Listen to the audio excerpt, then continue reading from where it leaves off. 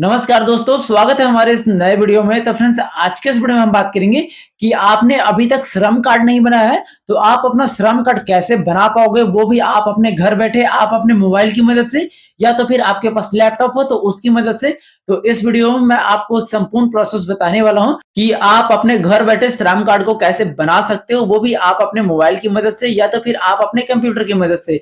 तो श्रम कार्ड बनाने से पहले ना, श्रम कार्ड को बनाने से क्या क्या फायदा आपको मिलने वाला है, इस पे हम डिस्कस कर लेते हैं। श्रम कार्ड जो है ना, असंगठित क्षेत्रों के श्रमिकों का डिजिटल एक पहचान पत्र है। श्रम कार्ड बनाने से ना आपको क्या क्या बेनिफिट्स मिल सकता है, तो श्रम कार्ड के अंतर्गत 4 बेनिफिट्स को रखा गया है। इसमें आपको 2 लाख रुपए तक की दुर्घटना बीमा मिल जाता है, और अगर आप इसमें आंशिक विकलांग हो जाते हैं, जैसे कि एक अंग आपका भंग हो जाता है, तो आपको 1 लाख रुपए। इस योजना के अंतर्गत ना आपको पेंशन का भी प्रावधान दिया।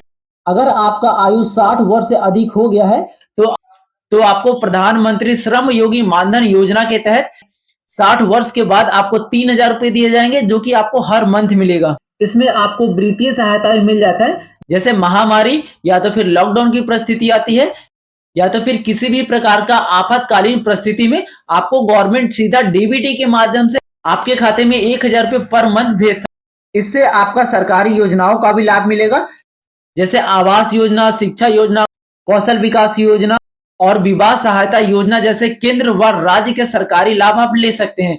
तो इसे आप ना कैसे बनाओगे, तो इस वीडियो में आपको स्टेप बाय स्टेप एक प्रोसेस बताने वाला हूं। तो वीडियो आपको लास्ट तक जरूर देखना है। वीडियो अगर आपको जरा सा भी हेल्पफुल लगे तो वीडियो को अपने दोस्तों में जरूर शेयर करिएगा। तो इसे बनाने के लिए ना हम लोग चलते हैं अपने कंप्यूटर के स्क्रीन पे। आपके पास मोबाइल है तो भी आप सेम तरीके से इसे आप बना सकते हैं, वो भी आप अपने घर बैठे। आप अपने लैपटॉप या तो फिर मोबाइल के किसी भी ब्राउजर को आपको ओपन करना है। वहां पे आपको लिखना है ई श्रम कार्ड। इस प्रकार से आप टाइप करेंगे ना, फर्स्ट लिंक आएगा ई श्रम होम का, इस वाले ऑप्शन पे आपको क्लिक करना। तो आपके सामने इसका जो ऑफिशियल पोर्टल होगा वो खुल करके आ जाएगा। कुछ इस प्रकार का इंटरफेस शो करेगा। गो टू मेन पेज वाले ऑप्शन पे आपको क्लिक करना है। आपके सामने जो इसका फुल वेबसाइट है वो खुल करके आ जाएगा। अब देखिए, खुद से घर बैठे इस श्रम कार्ड को बनाने के लिए यहाँ पे आपको एक ऑप्शन मिल जाता है रजिस्टर ऑन ई श्रम का, इस वाले ऑप्शन पे आपको क्लिक करना है। तो सेकंड वेबसाइट आपके सामने कुछ इस प्रकार से खुल करके आ जाएगा। यहाँ पे आपको एक ऑप्शन मिलेगा सेल्फ रजिस्ट्रेशन का। तो जो अभी आपके आधार से मोबाइल नंबर लिंक है ना, वो मोबाइल नंबर को आपको यहाँ पे फिल करना है। ये कैप्चा आपको यहाँ पे फिल करना है। उसके बाद आपसे पूछा जा रहा है क्या आपका ईपीएफओ कटता है। अगर आपने यूएन नंबर कभी बनवाया होगा तो आपका ई श्रम कार्ड नहीं बनेगा, क्योंकि यूएन नंबर और ई श्रम कार्ड दोनों सेम ही है, मतलब एक ही बार जनरेट होता है। ठीक है, तो आपको यहाँ पे नो को चूज कर लेना है। नीचे देखेंगे आपसे पूछा गया है क्या आपका ईएसआई कटता है। तो अगर आपका ईएसआई कटता होगा तो यस को चूज करेंगे, नहीं तो आपको नो को चूज कर लेना है। उसके बाद आपको सेंड ओटीपी वाले ऑप्शन पे क्लिक करना। तो आपके सामने ओटीपी फिलअप करने का ऑप्शन आ जाएगा। तो जो भी आपके मोबाइल पे ओटीपी गया ना 8 डिजिट का, उस ओटीपी को यहाँ पे आपको फिल करना है। ये कैप्चा आपको यहाँ पे फिल करना है और सबमिट वाले ऑप्शन पे आपको क्लिक करना है। जैसे ही आपका ओटीपी वेरीफाई हो जाता है ना, आपको आधार से ई केवाईसी करने के लिए बोला जाएगा। तो आप अपना आधार नंबर इस वाले बॉक्स में फिलअप करेंगे। उसके बाद ये कैप्चा को आपको यहाँ पे फिल करना है, डिक्लेरेशन को चेक मार्क करना है और सबमिट वाले ऑप्शन पे आपको क्लिक करना है। तो वापस से थोड़ा सा आप नीचे स्क्रॉल करेंगे, जो आपके आधार से मोबाइल नंबर लिंक रहेगा ना, वो आपको यहाँ पे शो करेगा। यहाँ पे आपको ओटीपी एंटर करने के लिए बोला जाएगा। तो जो आपके मोबाइल पे ओटीपी गया है ना, उस ओटीपी को यहाँ पे आपको फिल करना है। ये कैप्चा आपको यहाँ पे फिल करना है और वैलिडेट वाले ऑप्शन पे आपको क्लिक करना है। तो आपके सामने रजिस्ट्रेशन फॉर्म खुल करके आ जाएगा। अब देखिए ये जो डिटेल है ना, आपको 6 स्टेप में फिलअप करना। तो श्रम कार्ड को बनाने के लिए यहाँ पे आपको एक ऑप्शन मिल continue to enter Aadhaar detail का, इस वाले ऑप्शन पे आपको क्लिक करना है। तो आपके सामने पर्सनल इन्फॉर्मेशन फिलअप करने का डैशबोर्ड खुल करके आ जाएगा। जो आपके आधार से मोबाइल नंबर लिंक है ना, वो आपका यहाँ पे शो करेगा। आपके पास अगर कोई और भी मोबाइल नंबर है तो आप यहाँ पे फिल कर सकते हैं, नहीं तो ये मैंडेटरी नहीं है। उसके बाद अगर आपके पास ईमेल आईडी है तो यहाँ पे आप फिल करेंगे, नहीं तो इस कॉलम को भी आप खाली छोड़ देंगे। उसके बाद मटेरियल स्टेटस आपको बताना है। तो अगर आप मैरिड होंगे तो सिंपली यहाँ पे क्लिक करेंगे और मैरिड को चूज कर लेंगे, और अगर आप अनमैरिड है तो आप नेवर मैरिड को चूज कर लेंगे। ठीक है, आप अपने हिसाब से चूज कर लेंगे। उसके बाद आपको मदर नेम फिलअप करने के लिए बोला जाएगा। तो आप अपना मदर नेम यहाँ पे फिलअप करेंगे। उसके बाद आपको फिलअप क्या करना है, जैसे फादर्स नेम या तो फिर हस्बैंड नेम। तो अगर आप मैरिड होंगे तो हस्बैंड नेम फिलअप करेंगे, और अगर आप मेल का बना रहे हो तो यहाँ पे स्पाउस नेम फिलअप करने का ऑप्शन आएगा। ठीक है, हस्बैंड नेम की जगह पे। तो आप अपने हिसाब से देख लेंगे और यहाँ पे उनका हस्बैंड नेम फिलअप करेंगे। यहाँ पे आपको सोशल कैटेगरी बताना है, सिंपली यहाँ पे क्लिक करेंगे। अब आप जिस भी कैटेगरी से बिलोंग करते हैं जैसे SC ST OBC या जनरल, आप अपने हिसाब से अपनी कैटेगरी को चूज करेंगे। अगर आपके पास कास्ट सर्टिफिकेट है तो यहाँ पे अपलोड करेंगे, नहीं तो ये कॉलम खाली छोड़ देंगे, ये मैंडेटरी नहीं है। अगर आपको ब्लड ग्रुप पता है तो आप यहाँ पे चूज करेंगे, नहीं तो ये भी मैंडेटरी नहीं है। उसके बाद यहाँ पे आपको एक ऑप्शन मिल जाए डिफिकल्टी अहेड का ऑप्शन आपको मिलेगा, तो इसे आपको नो पे ही क्लिक रहने देना है। उसके बाद ना आपको नॉमिनी डिटेल फिलअप करना है। तो नॉमिनी आप जिसे भी बनाना चाहते हैं उनका फुल नेम आपको यहाँ पे फिल करना है, उनका डेट ऑफ बर्थ आपको यहाँ पे फिल करना है, कैलेंडर आपको यहाँ पे मिल जाता है, यहाँ पे आपको क्लिक करना है। सबसे पहले आप अपने ईयर को चूज कर लेंगे। इस प्रकार से जो भी उनके आधार कार्ड में डेट ऑफ बर्थ होगा उस ईयर को आप चूज करेंगे, मंथ को चूज करेंगे और आपको डेट को चूज करना है। आपका डेट ऑफ बर्थ यहाँ पे फिलअप हो जाएगा। जेंडर आपको बताना है कि आप नॉमिनी में ना मेल का नाम डाल रहे हैं या फीमेल का नाम डाल रहे हैं, आप अपने हिसाब से चूज कर लेंगे। उनका रिलेशनशिप आपको यहाँ पे बताना है, सिंपली यहाँ पे क्लिक करेंगे। अब आप हस्बैंड को नॉमिनी बना रहे हैं या फिर सन को, फादर को, ग्रैंडफादर को, एडॉप्शन को या तो फिर डिपेंडेंट ब्रदर को, आप अपने हिसाब से चूज करेंगे। यहाँ पे नॉमिनी का फुल एड्रेस आपको फिलअप करना है, जैसे विलेज, पोस्ट, PS, डिस्ट्रिक्ट और एरिया पिन कोड। उसके बाद नॉमिनी का मोबाइल नंबर आपको यहाँ पे फिल करना है, गार्जियन का नेम उनका यहाँ पे फिलअप करना है, उनके गार्जियन का एड्रेस यहाँ पे फिलअप करना है और गार्जियन का डेट ऑफ बर्थ आपको यहाँ पे फिल करना है। सिंपली कैलेंडर यहाँ पे मिल जाता है, क्लिक करेंगे और सेम तरीके से आपको डेट ऑफ बर्थ को भी ऐड कर लेना है। उसके बाद गार्जियन रिलेशनशिप विद नॉमिनी आपसे पूछा गया है, तो जो आपने नॉमिनी में नाम डाला ना और जो नॉमिनी के गार्जियन में नेम डाला उनसे उनका रिलेशनशिप क्या है, यहाँ पे क्लिक करेंगे और इसे आप चूज कर लेंगे। उसके बाद सेव एंड कंटिन्यू वाले ऑप्शन पे आपको क्लिक करना, तो आपके सामने रेसिडेंशियल डिटेल फिलअप करने का ऑप्शन आ जाएगा। तो देखिए होम स्टेट आपको यहाँ पे चूज करना है, सिंपली यहाँ पे क्लिक करेंगे। अब आप जिस भी स्टेट के रहने वाले होंगे ना आप अपने स्टेट को चूज कर लेंगे। उसके बाद होम डिस्ट्रिक्ट आपको चूज करना है, तो जो स्टेट आप चूज किए ना उसके अकॉर्डिंग आपको होम डिस्ट्रिक्ट आ जाएगा, आप यहाँ से चूज कर लेंगे। उसके बाद स्टेट स्पेसिफाई ID आपसे पूछा जा रहा है, तो अगर आपको स्टेट का स्पेसिफाई ID पता होगा तो आप यहाँ पे फिल करेंगे, नहीं तो नॉर्मली आपको अपना स्टेट नेम यहाँ पे फिलअप कर लेना है। उसके बाद करंट एड्रेस आपसे पूछा जा रहा है, तो आप अर्बन एरिया से बिलोंग करते हो या तो फिर रूरल एरिया से, आप अपने हिसाब से चूज कर लेंगे। अर्बन का मतलब होता है शहरी क्षेत्र और रूरल का मतलब होता है ग्रामीण क्षेत्र, ठीक है। उसके बाद आपको एड्रेस लाइन 1 में आप अपना विलेज का नेम फिलअप करेंगे, इस प्रकार से जो भी आपका विलेज होगा। उसके बाद एड्रेस लाइन 2 में आप अपना पोस्ट ऑफिस का नेम फिलअप करेंगे और इसी लाइन में आप अपना पुलिस स्टेशन का नेम फिलअप कर लेंगे, ठीक है। उसके बाद आपको स्टेट बताना है, सिंपली यहाँ पे क्लिक करेंगे और आप अपने होम स्टेट को चूज कर लेंगे।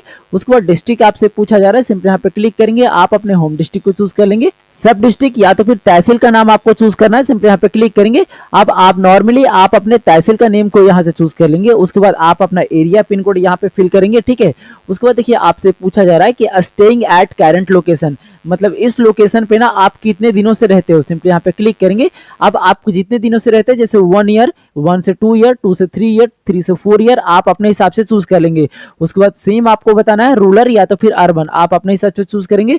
सेम एड्रेस होगा तो सेम फिलअप करेंगे, डिफरेंट होगा तो डिफरेंट फिलअप कर लेंगे। उसके बाद आपको सेव एंड कंटिन्यू वाले ऑप्शन पे क्लिक करना है, तो आपके सामने एजुकेशनल क्वालिफिकेशन फिलअप करने का डैशबोर्ड आ जाएगा। सिंपली यहाँ पे क्लिक करेंगे। अब आप ना किस क्लास तक पढ़े हैं, जैसे कि देखिए प्राइमरी या तो फिर मिडिल या तो फिर secondary, higher secondary, diploma certificate है आपके पास या तो फिर ग्रेजुएशन है या तो फिर आपने पोस्ट ग्रेजुएशन किया है, आप अपने हिसाब से चूज करेंगे। उसके बाद अगर आपके पास क्वालिफिकेशन का सर्टिफिकेट है तो आप यहाँ पे अपलोड करेंगे, जो कि PDF फॉर्मेट में आपको करना है और 1 MB से कम में आपको करना है, और नहीं है तो इसे आप खाली छोड़ देंगे। उसके बाद मंथली इनकम स्लैब आपसे पूछा जा रहा है, सिंपली यहाँ पे क्लिक करेंगे।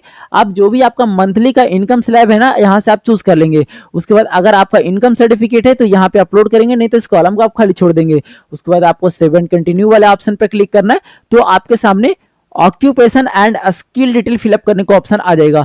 देखिए ऑक्यूपेशन एंड स्किल डिटेल कैसे फिलअप करोगे, देखिए यहाँ पे आपको जॉब रोल और एंड ऑक्यूपेशन देखने को मिलेगा। सिंपली क्लिक हियर वाला ऑप्शन पे आपको क्लिक करना है। अब जो भी काम आप करते हो ना उसका ऑक्यूपेशन कोड आपको यहाँ पे देखने को मिलेगा और सेक्टर नेम आपको यहाँ पे देख सकते हैं, फैमिली नेम आपको यहाँ पे देखने को मिलेगा, ठीक है। उसके बाद जॉब रोल और ऑक्यूपेशन का ऑप्शन आपको यहाँ पे देखने को मिल जाता है। जिस भी सेक्टर में आप काम करते हो ना वापस से आप अपने साइड पे आएंगे और यहाँ पे उस सेक्टर का इस प्रकार से आप नाम लिखना है। जैसे कि मैं एग्रीकल्चर में फिलअप कर रहा हूँ, मैं एग्री यहाँ पे टाइप किया, यहाँ पे लेबर एंड एग्रीकल्चर का ऑप्शन आ गया, इसे आपको चूज कर लेना है। उसके बाद देखिए यहाँ पे एग्रीकल्चर और क्रॉप फार्म लेबरिंग का ऑप्शन ऑटोमेटिकली आ जाएगा। यहाँ पे आपको working experience in primary occupation fill up करना है। तो अगर आपके पास एक्सपीरियंस होगा सिंपली यहाँ पे क्लिक करेंगे और यहाँ पे आप चूज कर लेंगे, और अगर आपके पास एक्सपीरियंस नहीं है तो सिंपली आपको 0 को चूज कर लेना है। उसके बाद सेकेंडरी ऑक्यूपेशन आपसे पूछा जा रहा है, तो एनसीओ कोड आपको यहाँ पे देखने को मिलेगा, सिंपली यहाँ पे क्लिक करेंगे।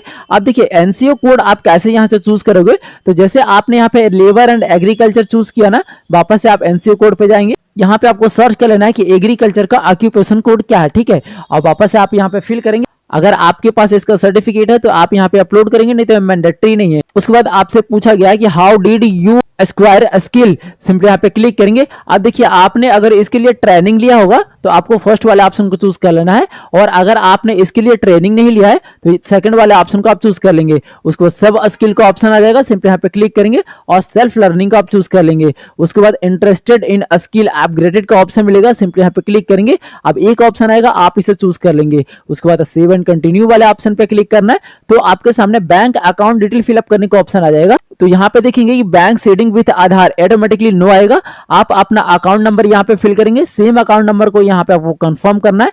बैंक अकाउंट होल्डर का नेम आपको यहाँ पे फिल करना है। आईएफएससी कोड आप यहाँ पे फिल करेंगे और सर्च वाले ऑप्शन पे आपको क्लिक करना है। बैंक का नेम और उसका ब्रांच नेम ऑटोमेटिकली यहाँ पे आ जाएगा। उसके बाद आपको सेव एंड कंटिन्यू वाले ऑप्शन पे क्लिक करना है। तो आपके सामने आपके रजिस्ट्रेशन फॉर्म का फुल प्रीव्यू खुल करके आ जाएगा। यहाँ पे आप अपना कैंडिडेट का नेम देख सकते हैं, उनका डेट ऑफ बर्थ, वो मेल है या फीमेल है, सारी चीजें आपको यहाँ पे शो करेगा।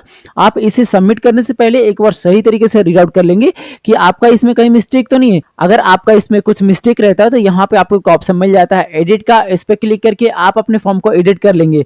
और अगर आपका सारी चीज सही है तो यहाँ पे डिक्लेरेशन को चेक मार्क करेंगे। उसके बाद यहाँ पे आपसे पूछा जा रहा है कि क्या आप नेशनल कैरियर सर्विस में इनरोल करना चाहते हैं, तो आपको यस पे क्लिक रहने देना है। और अगर आप नेशनल कैरियर सर्विस में इनरोल करना नहीं चाहते हैं, सिंपली आपको नो को चूज कर लेना है। उसके बाद आपको सबमिट वाले ऑप्शन पे क्लिक करना है। तो आपके सामने आपका श्रम कार्ड कुछ इस प्रकार से शो करेगा। इसे डाउनलोड करने के लिए यहाँ पे आपको एक ऑप्शन मिल जाता है डाउनलोड यूएएन कार्ड का, इस वाला ऑप्शन पे आपको क्लिक करना है। आपका जो यूएएन कार्ड है वो सक्सेसफुली डाउनलोड होकर के इस प्रकार से आ जाएगा। आप अपना लोकेशन यहाँ से चूज कर लेंगे कि इसे ना आप डाउनलोड करके कहाँ रखना चाहते हैं, और सेव वाले ऑप्शन पे आपको क्लिक करना है। ये कार्ड आपका सक्सेसफुली डाउनलोड होकर के आ जाएगा। तो फ्रेंड्स इस प्रकार से आप अपने घर बैठे आप अपने श्रम कार्ड को बना सकते हो, वो भी बिना किसी भी प्रकार के मिस्टेक के। तो वीडियो अगर आपको जरा सा भी हेल्पफुल लगा हो तो वीडियो को अपने दोस्तों में जरूर शेयर करिएगा। और आपने अभी तक हमारे चैनल को सब्सक्राइब नहीं किया तो चैनल को सब्सक्राइब जरूर कर लीजिएगा। बेल आइकन को भी जरूर प्रेस करिएगा कि आने वाले हर एक वीडियो की नोटिफिकेशन आप पे सबसे पहले पहुंचे। तो मिलते हैं फिर से किसी ऐसे नए टॉपिक के साथ, तब तक के लिए धन्यवाद। देखते रहिए A to Z सॉल्यूशन। जय हिंद।